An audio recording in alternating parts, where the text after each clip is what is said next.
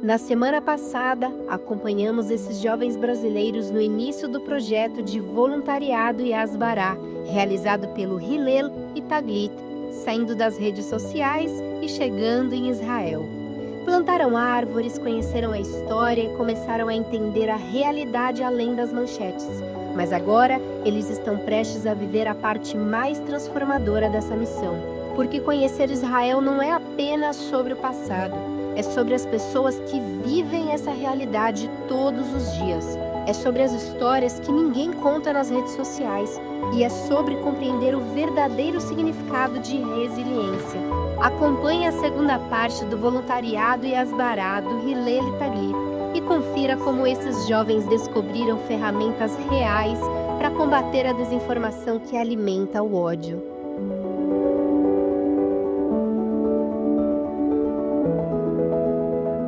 No quarto dia, visitaram Jerusalém. O Museu Herzl, localizado na entrada do Monte Herzl, oferece uma experiência audiovisual imersiva de 60 minutos que coloca os visitantes frente a frente com o visionário do Estado de Israel. A narrativa acompanha Theodor Herzl desde seus tempos de jornalista em Viena até aos congressos sionistas. Depois, subiram ao Monte Herzl, o cemitério nacional de Israel. O túmulo de Theodor Herzl, fundador do sionismo, fica no topo da colina. Soldados, líderes do país e forças de segurança estão sepultados ali. Cada nome uma história de sacrifício pela nação.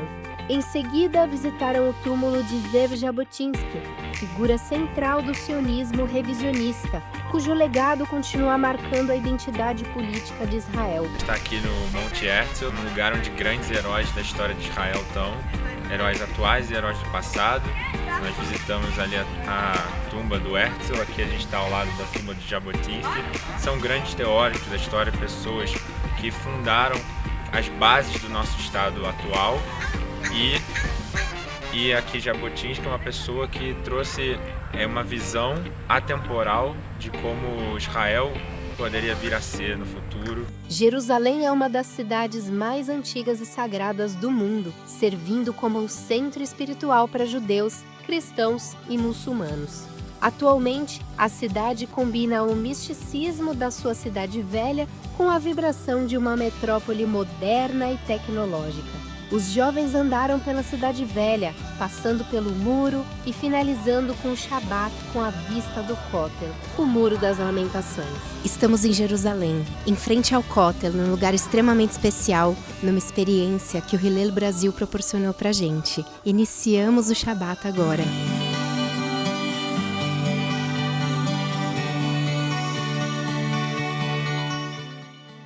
E para mim é muito importante estar aqui. Eu vim quando eu tinha 6 anos de idade e a minha primeira vez vindo realmente lembrando de estar aqui. É literalmente um dos momentos mais especiais da minha vida. Eu nunca assisti essa conexão tão forte com o judaísmo. E é muito importante para mim, principalmente como madrichá e como presidente do Hillel, da faculdade que eu faço parte, transmitir esse conhecimento de Israel e todas essas experiências que eu estou vencendo sempre ledor vador, de geração a geração. A gente está aqui no Muro das Lamentações, o que está sendo incrível por conta, pensando de todo o antissemitismo que a gente está vivendo, é torcer e rezar para que esse próximo ano seja um ano cheio de paz, cheio de mudanças e só coisas boas para o povo judeu. Para muitos deles era a primeira vez, para alguns era um retorno, mas para todos era um momento de conexão com algo maior que política, maior que conflito. Era identidade, era pertencimento. No quinto dia, visitaram a Praça dos Reféns, em hebraico Kikar Hatufim, localizada em frente ao Museu da Arte de Tel Aviv. Desde outubro de 2023, o local tornou-se o centro dos protestos e vigílias que pediam a libertação dos sequestrados pelo Hamas. A praça foi o cenário de momentos históricos, como as celebrações em outubro de 2025, quando milhares de pessoas se reuniram para acompanhar a libertação dos últimos reféns vivos após mediação internacional. Celebraram o aniversário de 3 anos do Kfir Bibas, com homenagens, soltando balões e cantando a Tikva.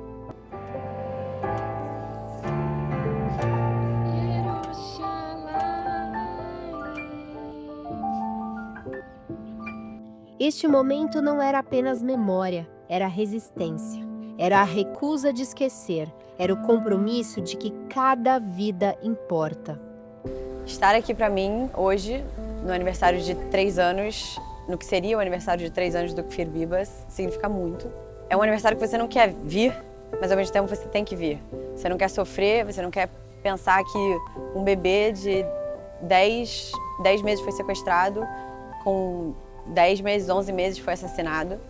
Você não quer pensar que ele não pôde completar os seus 3 anos. Ao mesmo tempo, é uma obrigação estar aqui. Olha, é um momento muito especial para todos nós. Eu acho que Sumarize representa muito o que essa viagem traz para a gente, né? A gente vem aqui depois de mais de 2 anos de guerra, um sofrimento que todo judeu da diáspora carrega dentro do peito todos os dias, né? E eu acho que esse simbolismo da guerra e toda a tristeza que a gente carregava todo dia de manhã quando a gente acordava, de lembrar que os reféns não tinham voltado para casa, a gente está aqui nessa praça que é feita para eles, realmente é muito especial. No 6º dia, chegaram ao Kibbutz Hein HaShloshá, localizado no noroeste do deserto de Negev, próximo à faixa de Gaza. Fundado em 1950 por membros do movimento sionista Anoar Hatzioni, vindos da América do Sul, o kibbutz baseia-se na agricultura intensiva. Em 7 de outubro de 2023, a comunidade foi um dos alvos dos ataques do Hamas. Casas saqueadas e incendiadas, vidas interrompidas, sequestros e mortes. Uma comunidade profundamente marcada pelo terror. Então, a gente está aqui ajudando a reconstruir a pracinha do kibbutz. A gente desmontou uns bancos de madeira com ferro. A gente pegou a parafusadeira, tirou os parafusos, pegou as madeiras, separou as madeiras ali para jogar fora e vai reaproveitar essas partes de metal para poder fazer novos bancos aqui para a pracinha. Eu acho que a parte mais emocionante de estar fazendo voluntariado aqui em Israel é essa que a gente está envolvido hoje aqui nesse kibbutz. Ele foi atacado, massacrado e uma boa parte dele destruída. A gente está trabalhando hoje não na reconstrução de alguma das casas que foram destruídas, queimadas, mas a gente está aqui ajudando na renovação, na reforma de ambientes comunitários que eles não só estavam envelhecidos, mas eles trazem memórias muito ruins para os moradores. E a ideia de renovar, né, de trocar, é renovar a vida, é trazer a vida de volta para cá dessa maneira. Agora, o cenário também é de reconstrução. Colocaram a mão na terra, ajudando a reerguer o kibbutz e transformando dor em ação concreta.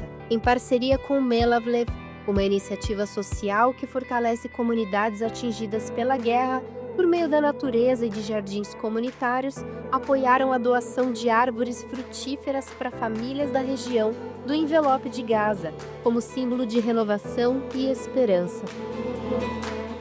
Irmão, muito feliz de estar aqui com a galera, podendo participar de uma ressignificação, né, desse caminho. O kibbutz foi invadido, o Hamas passou por aqui, torturou várias pessoas, assassinou várias pessoas, então hoje é muito interessante a gente poder estar aqui trazendo alegria para um lugar que passou por uma situação tão difícil. É muito legal estar aqui ajudando, voluntariando, porque eu acho que a gente mostra que eles, os moradores de Israel, que Israel não está sozinho, que mesmo a gente que vive tão longe está preocupado, quer ajudar, quer fazer acontecer, quer que as coisas voltem ao normal.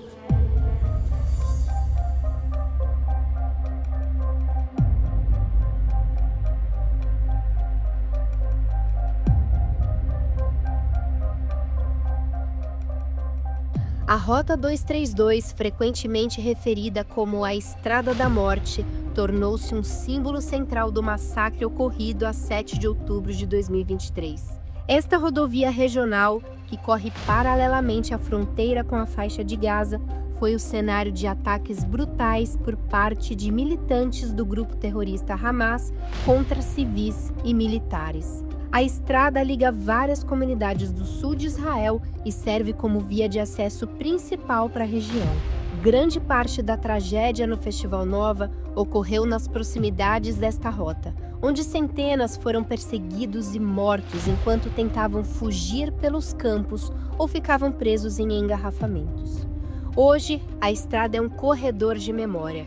Memoriais improvisados, fotos das vítimas e marcas que recordam os eventos cobrem a via. Marcas de carros queimados e de feridas pelo asfalto ainda permanecem como cicatrizes do que aconteceu. Cada imagem, cada nome, cada marca no chão é um testemunho de que aqueles dias não serão esquecidos. A viagem até aqui foi sobre reconstrução, sobre colocar a mão na terra e transformar dor em ação. Mas havia um lugar que precisava ser visitado. Um lugar onde a música parou abruptamente em 7 de outubro de 2023. O Festival Nova era uma festa de música trance. Cerca de 3.500 pessoas dançavam perto do Kibbutz Re'im, a poucos quilômetros da faixa de Gaza. Jovens como os que agora visitavam Israel, cheios de vida, esperança, conectados ao mundo por meio da música. Então, vieram os ataques do grupo terrorista Hamas. Mais de 370 pessoas foram mortas, aproximadamente 40 foram sequestradas. O local do massacre em Re'im foi transformado num memorial. Centenas de estacas com fotos e nomes das vítimas cobrem o campo. Flores, velas, bandeiras de Israel e objetos pessoais deixados por familiares decoram cada homenagem. Mas o que mais impressiona é o que nasceu depois. A anêmona é a flor nacional de Israel. Nasce naturalmente nos campos do Negev, logo após as chuvas de inverno. Suas pétalas vermelhas vibrantes e centro preto profundo lembram gotas de sangue, historicamente chamada de sangue dos macabeus. No contexto do memorial, ela simboliza o renascimento e a esperança. Então, gente, isso aqui é um monumento que foi criado, se vocês conseguem identificar aqui no meio, as flores estão pretas. Isso aqui é o Magen David, é a estrela de Davi. O Magen é a proteção, né? A estrela de Davi, a tradução não é bem o que é. Magen David é a proteção de Davi, né? E aí está essa estrela com as kalaniot, que são as flores que representam Israel. As flores mais típicas, e tem uma época que desce todo mundo para essa região e a região fica toda vermelha. E, infelizmente, o vermelho, que é o sangue, virou o símbolo desse massacre. Então foi feita essa estrela de Davi, o Magen David, com as kalaniot em volta, vermelhas, e no centro pretas, né? Que foi a morte, que foi o assassinato. Acho que é isso, é mostrar um pouquinho desse espaço para vocês que eu estou conhecendo agora junto com vocês. Os jovens caminharam entre as estacas, pararam em cada foto, leram cada nome, observavam os objetos deixados, uma pulseira, uma carta, uma foto de família. Aqueles que estavam ali naquela noite tinham a mesma idade, os mesmos sonhos, a mesma vontade de viver que os jovens que agora visitavam o memorial.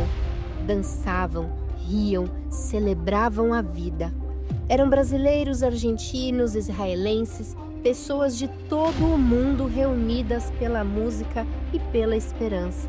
Estar ali era compreender que a vida daqueles jovens foi roubada, não por acaso, mas por um ódio sistemático, o antissemitismo e o antisionismo que alimentam o terrorismo.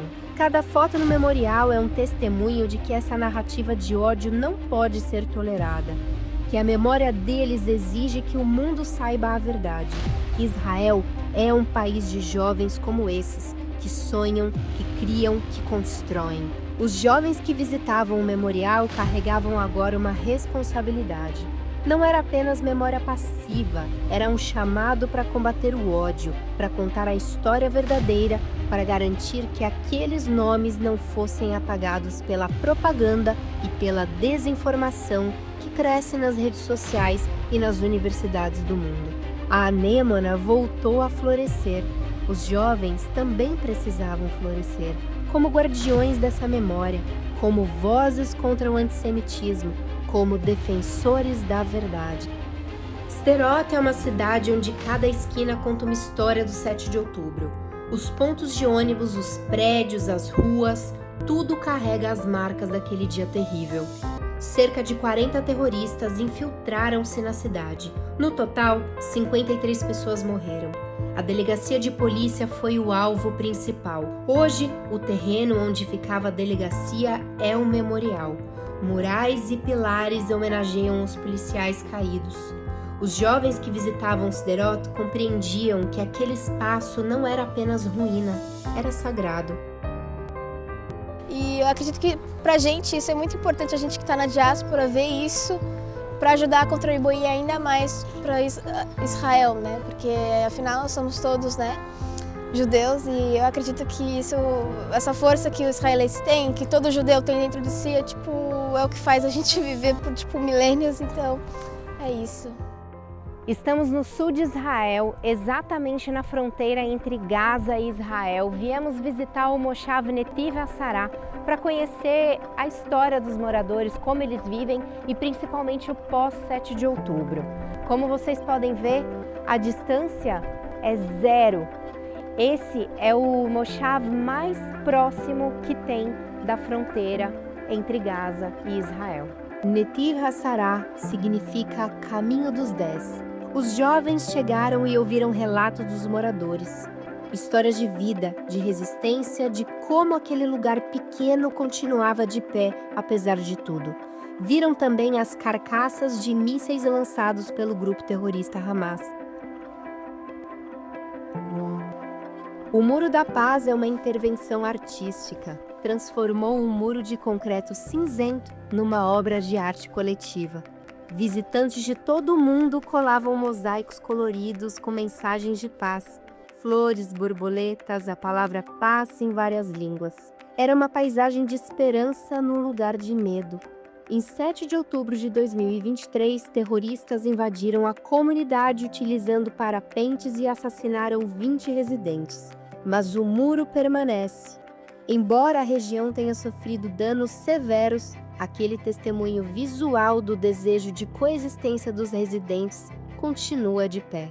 Os jovens que visitavam Netiv HaSarah compreendiam uma verdade simples: a arte e a esperança são atos de resistência. Mefarsim significa aqueles que abrem caminho. Localizado a apenas 2 quilômetros da faixa de Gaza, com cerca de 800 a 1.000 residentes, possui abrigos antibombas a cada 100 metros. Uma comunidade preparada para o pior. O pior chegou.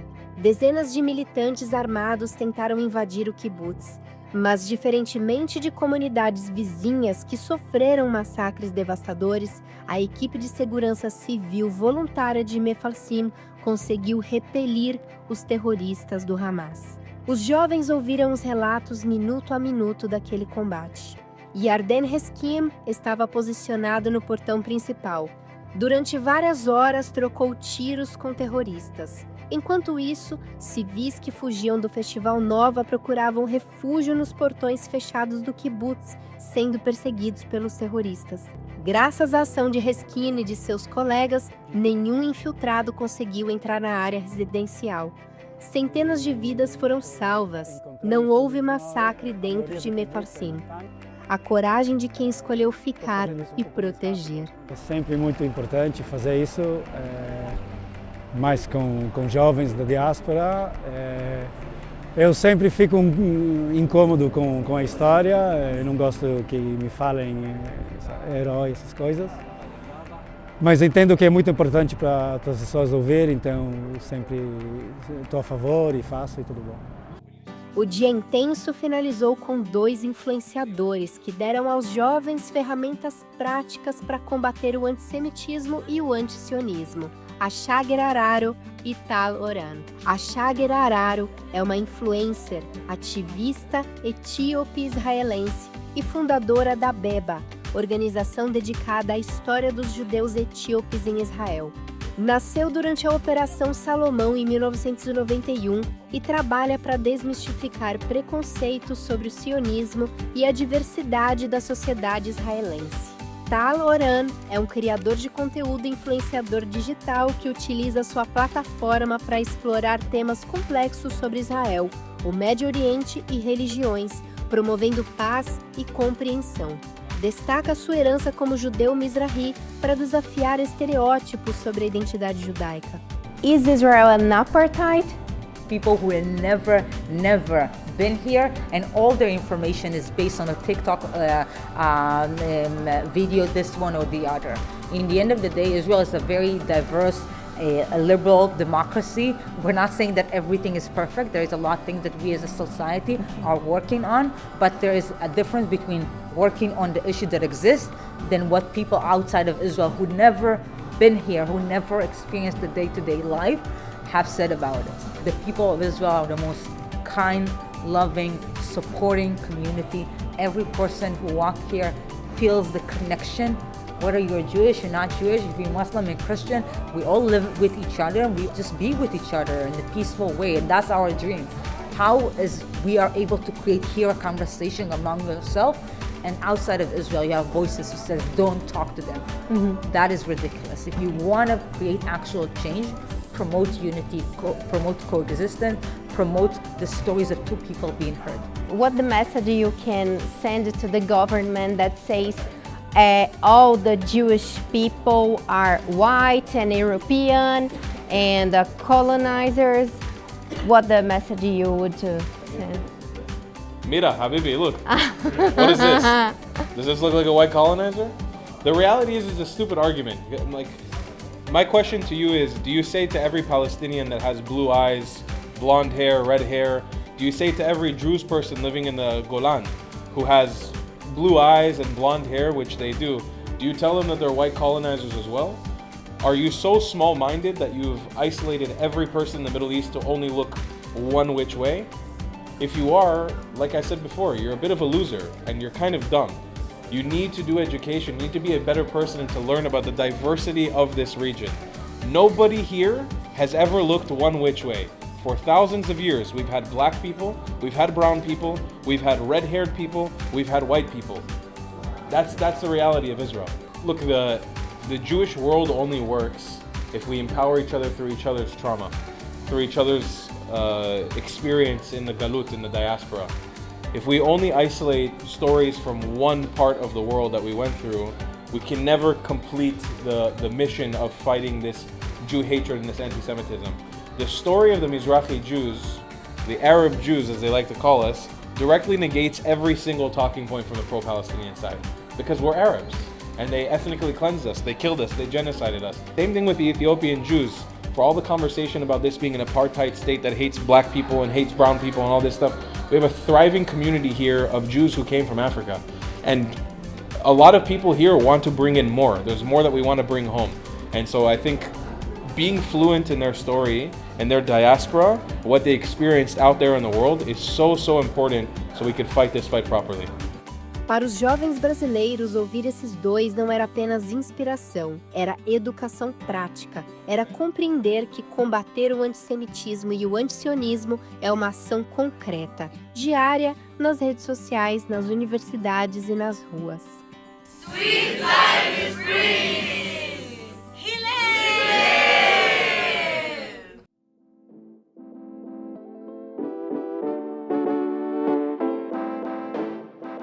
No 8º e último dia, os jovens visitaram o Museu da Torre de Davi, uma das atrações históricas mais emblemáticas de Jerusalém. Recentemente renovado com um investimento de $50 milhões, o museu narra 4.000 anos de história por meio de tecnologia inovadora. A exposição está organizada em 10 galerias temáticas. 3 delas exploram a santidade de Jerusalém para o judaísmo, cristianismo e islamismo, utilizando modelos detalhados do Segundo Templo, da Igreja do Santo Sepulcro e do Domo da Rocha. Um dos pontos altos é a Galeria 5, Jerusalém, o Círculo do Ano, uma instalação de videoarte que ocupa todo o teto abobadado. O filme apresenta o ciclo anual de festas e celebrações sagradas das 3 fés, acompanhado por uma composição original que mistura cânticos, orações e músicas tradicionais. Para os jovens, a Torre de Davi não era apenas um museu, era a prova concreta de que Jerusalém é uma cidade compartilhada, onde 3 religiões coexistem. Era um lembrete de que Israel é fundamentalmente pluralista. Uma sala mágica que mostra todo o calendário do ano, judaico e não judaico. Uma experiência incrível. Aqui a gente está vendo todas as estações, todas as datas, todas as festividades do ano das 3 grandes religiões. E é muito legal de ver a inclusão de todas as religiões aqui. Então aqui mostra exatamente como que acontece isso. Gente, só em Israel essas 3 religiões podem existir dessa maneira, com liberdade de ser quem eles são. Eu acho que é muito importante ter um espaço aqui para mostrar exatamente como Israel é um espaço de inclusão não só para os judeus, mas como para todos. Diferente de outros períodos da história, esse período atual é o de maior diversidade e abertura para todas as religiões.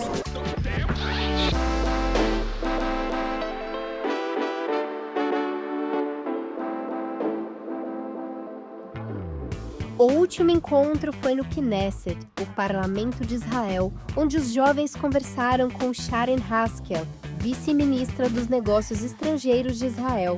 Sharon é a primeira mulher no Knesset a ter servido numa unidade de combate das Forças de Defesa de Israel. Como vice-ministra, tem sido uma voz ativa na defesa das políticas externas de Israel, realizando visitas oficiais a países como Portugal, Gabão e Índia. Dear Brazilian Jewish community, I want to send you a message here from Jerusalem. I know the last couple of years have been very, very difficult, and our hearts and our prayers are with you. Know that here in Israel we pray and we stand with you through those difficulties, through the rise of anti-Semitism, and through the challenges that the government poses as well. Know that Israel will forever be your home, and that you can always find a shelter here. We send our love and our prayers and thanks. It's an opportunity for me to thank you for everything that you've been doing for the state of Israel and inside the Jewish community, to bring the truth out, the light out, to fight for for humanity and against anti-Semitism and against the rise of radical Islamists. Your prayers are being heard here. We feel it. And please continue to support prayer and send us our love. We're really, really grateful for that, and we know how much difficult it is during these times to stand up, rise, and be a very loud voice for the truth and for the light. So thank you for that. A conversa foi sobre democracia, era sobre o direito de discordar, de debater, de questionar. Direitos que não existem em muitos países do Oriente Médio, mas que são fundamentais em Israel. Os jovens compreenderam que estar no Knesset conversando com uma vice-ministra não era privilégio, era responsabilidade, era a oportunidade de levar essa história de volta para o Brasil. 8 dias, dezenas de histórias, uma experiência que começou em ruínas romanas e terminou no coração da democracia israelense. Os jovens não voltaram com respostas prontas, voltaram transformados, com histórias reais, com a compreensão de que Israel é um país de pessoas, de comunidades, de resiliência extraordinária. Compreenderam que o antissemitismo e o antisionismo prosperam no vácuo de informação. Agora tem munição contra isso, histórias reais, fatos, verdade. Quando voltarem ao Brasil, estarão carregando consigo as vozes de Yarden, de Ashager, de Tal, estarão carregando a coragem de Mefalsim, estarão carregando Israel. O trabalho do Hillel, em Rio de Janeiro e em São Paulo, não é apenas conectar jovens judeus, é preparar defensores, é criar uma geração que compreende que ser judeu em 2026 significa estar na linha de frente contra o ódio. O trabalho do Taglit é trazer jovens da diáspora para casa, para que entendam que Israel não é um conceito, é um lar, é um direito, é uma responsabilidade. E o trabalho do Shalom Brasil, 30 anos, transmitindo, divulgando, conectando. É garantir que essas histórias não desapareçam, que a verdade sobre Israel chegue aos lares brasileiros. Que jovens como esses saibam que não estão sozinhos na luta contra o antissemitismo e o antisionismo. A viagem de voluntariado e Asbará é uma oportunidade de fazer exatamente o que esses jovens fizeram: colocar a mão na terra, ouvir histórias reais, entender Israel não por reportagens, mas por experiência vivida. Porque no final, a melhor defesa contra o antissemitismo e o antisionismo não é um argumento, é a verdade. E a verdade só se compreende quando você está lá, presente, vendo, ouvindo, sentindo.